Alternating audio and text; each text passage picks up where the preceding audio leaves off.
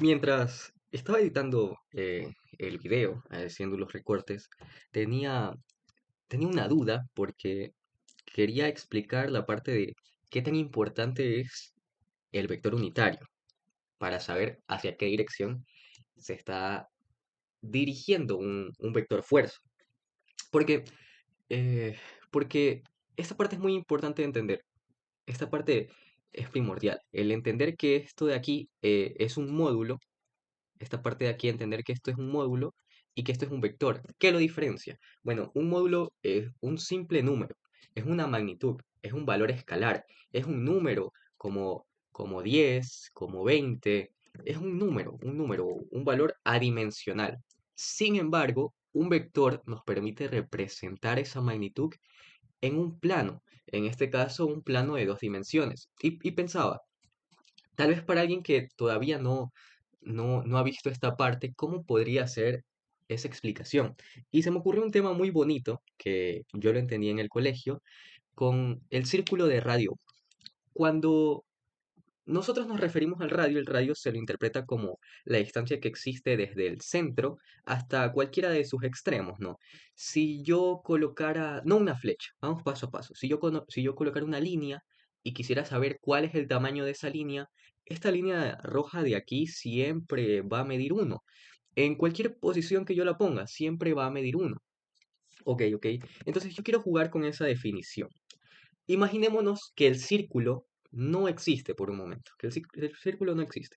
Si yo dibujara un vector en esta dirección, yo podría afirmar que ese vector tiene como componentes 1,0, ¿verdad? Sabiendo que aquí es 1, que aquí arriba también es 1, que aquí abajo es -1 y que aquí a la izquierda es -1 también, ¿no? Entonces, yo sé que el vector, las componentes van a ser 1,0, primeramente porque no hay altura. Entonces yo escribo este vector como x, y, ¿verdad? Ahora, si yo este vector ya no lo quisiera hacia la derecha, sino que lo quisiera hacia la izquierda, mi vector sería -1,0, ¿verdad? -1,0 porque tendría -1 en x. Y de igual forma, si yo quisiera representar este vector para arriba, ahora yo lo escribiría en las componentes 0,1, ¿verdad? Porque en y estamos yendo hacia arriba. Pero ¿qué pasa? Que en estos ejercicios de electroestática no siempre vamos a tener únicamente fuerzas en dirección del eje Y o del eje X, sino que va a haber vectores resultantes a partir de estas componentes. Entonces, antes de entrar en el tema de electroestática, vamos a analizar únicamente los vectores en este círculo de radio 1. ¿Por qué para mí es tan primordial el hecho de entenderlo con radio 1? ¿Por qué? Vamos paso a paso. ¿Qué es el módulo? ¿Qué es el módulo? El módulo de un vector es el tamaño. Imaginemos, bueno, que cada cuadrito representa una unidad. Entonces, este vector que yo estoy dibujando aquí va a tener 4 unidades, ¿verdad? 4 unidades. Ese va a ser su tamaño. Yo podría decir que, digamos que este vector es un vector de fuerza, es decir, sus unidades van a ser de newtons. Entonces, por cada cuadrito, yo estoy diciendo que hay un newton. Si yo cojo esta flechita roja y la muevo, yo la estoy moviendo de posición y obviamente sus componentes ya no son las mismas. Antes, esto tenía todo en el eje X. Al yo subirlo, ahora tiene parte en X, parte en Y. Y si yo lo subo 90 grados respecto al eje X, ahora ya no va a tener componente en X, sino que únicamente va a tener componentes en el eje Y. Sin embargo, yo no he cambiado la forma de este vector y este vector continúa teniendo 4 unidades. Si te dan cuenta, tiene una, 2, 3, 4. Sigue teniendo 4 unidades y ese pues va a ser su tamaño. Ese es su tamaño fijo. A eso es a lo que nosotros nos referimos como el módulo. El módulo de un vector es el tamaño que tiene. Prácticamente es decir, qué tan largo es un vector, cuánta distancia tiene. Entonces, miren, yo tengo este vector y este vector tiene 4 unidades. Y la lógica nos dice que si yo solo lo roto, su magnitud siempre va a ser la misma, su módulo siempre va a ser 4, porque yo no lo estoy estirando, yo no lo estoy alargando, yo dejo que siga teniendo su mismo tamaño que van a ser 4 unidades. Entonces, considerando eso, podría yo probar que al rotar esta flecha, su módulo va a seguir siendo 4. Bueno, sí, un ejemplo puede ser posicionando el vector aquí. Y si se dan cuenta, en este punto, nuestro vector tiene dos coordenadas en X y prácticamente 3.5 cuadraditos en Y, que los tenemos aquí. Tenemos 2 cuadrados en X y 3.5 cuadrados en Y. Si nosotros queremos sacar el módulo de un vector, lo que nosotros usamos es la ecuación que nos dice que el módulo de un vector va a ser igual a la raíz cuadrada de x cuadrado más y cuadrado. Es decir, Pitágoras, porque ¿para qué nos servía Pitágoras? Para saber la distancia de la hipotenusa, la medida de la hipotenusa en un triángulo rectángulo. Entonces, de esta forma podemos saber cuánto mide. Entonces, vamos a resolver esto. Tenemos la raíz. ¿Cuántos cuadritos tenemos en X? 2. Entonces sería 2 al cuadrado. Y en Y nosotros tenemos 3,5. 3,5 lo podemos expresar como 7 dividido para 2. Y esto lo elevamos al cuadrado, ¿no? Esto lo elevamos al cuadrado y de a partir de esto tendremos que 4 al cuadrado es 4 más 49 cuartos, ¿verdad?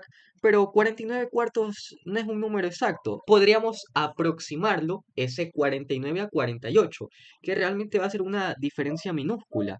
Y de esta forma vamos a obtener 4 más 48. Dividido entre 4, eso nos da 12, ¿verdad?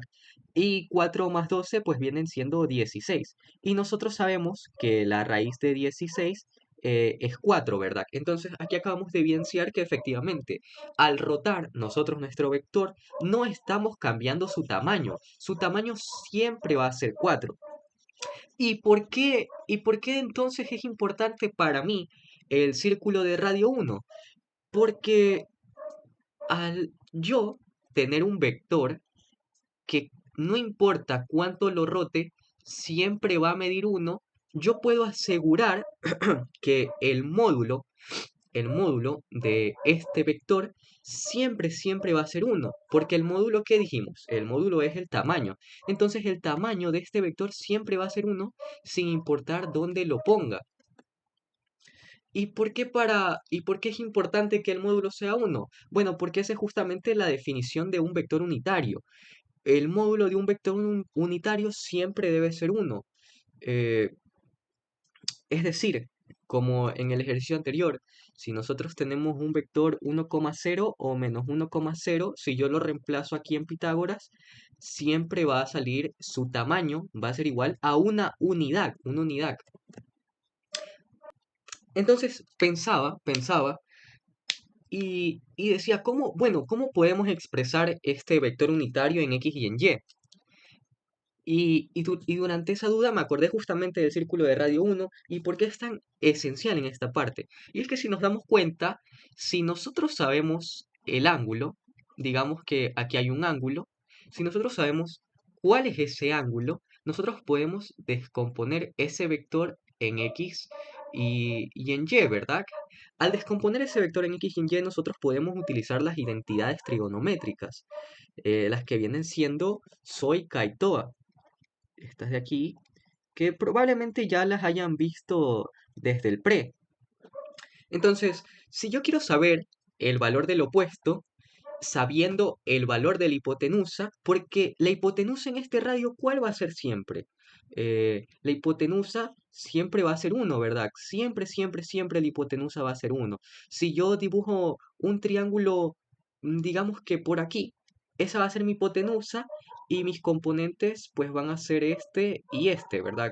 Entonces, me sirve mucho porque mi hipotenusa siempre va a ser 1 y yo puedo afirmar que el seno del ángulo va a ser igual al opuesto sobre la hipotenusa. Pero si la hipotenusa es 1, yo puedo dividir para 1. Y si divido para 1, estoy diciendo que el seno del ángulo es igual al opuesto. Es decir, mi lado opuesto, mi vector que está aquí, va a ser igual a seno del ángulo. ¿Y esta flecha qué es? Esta flecha, si esto es mi vector, esta flecha va a ser mi vector en Y, porque pertenece a la componente de las Y.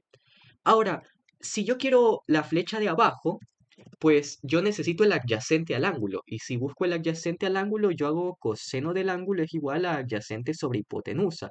Y si la hipotenusa vale 1, y si yo divido para 1, la adyacente va a ser igual a coseno del ángulo. Es decir, esta flechita va a ser igual a coseno del ángulo. Y esto pues viene siendo mi vector en X. Entonces, acabo de encontrar justamente una técnica para, bueno, darles a conocer, porque esto se conoce desde hace mucho, darles a conocer cuál es la importancia del círculo de radio 1. ¿Por qué? Porque ahora este vector que está conformado por un vector en X y un vector en Y, yo lo puedo escribir en coordenadas X, Y. ¿Cómo? ¿Cómo las puedo escribir? Si yo estoy diciendo que X, es decir, que mi vector X es igual al adyacente y que el adyacente es igual al coseno del ángulo, pues yo puedo representar esa X en la coordenada como coseno del ángulo. Y Y es el opuesto, mi vector Y es el opuesto, estaba escrito como seno del ángulo. Entonces, yo puedo escribir X, Y como coseno del ángulo, seno del ángulo. Y esa es una nueva forma de interpretarlo. ¿Por qué? Porque nosotros a partir del ángulo vamos a saber la dirección que tiene ese vector. ¿Por qué digo a partir del ángulo? Porque, ¿qué es lo que sucede cuando nosotros vamos rotando un vector? Si el vector empieza aquí, el ángulo es cero. Y a medida que este vector rota, su ángulo aumenta. Aquí es 90, y si rota más, aquí va a ser 180. Y eso es justamente lo que yo hice mentalmente en el ejercicio que hicimos antes. Cuando mi vector estaba a la izquierda, estaba hacia acá, ¿verdad? Entonces, el ángulo ahí viene siendo este, toda esta circunferencia que nosotros sabemos que es 180, ¿verdad? Entonces, vamos a expresar eso en ángulos. Vamos a expresar eso, coseno de 180 grados, seno de 180. Si ustedes ponen eso en su calculadora, esto les va a salir menos 1,0. Y esa sería una justificación de por qué yo aquí en el ejercicio de arriba puse mi vector menos 1,0, porque es un vector de módulo 1, es decir, es unitario y además de ser unitario es una representación en X, Y. Entonces, esto es muy importante para los ejercicios de electrostática, porque ahorita vamos a ver un ejercicio donde ya no solo va a estar en X ni en Y, sino que vamos a tener vectores formados por sus componentes.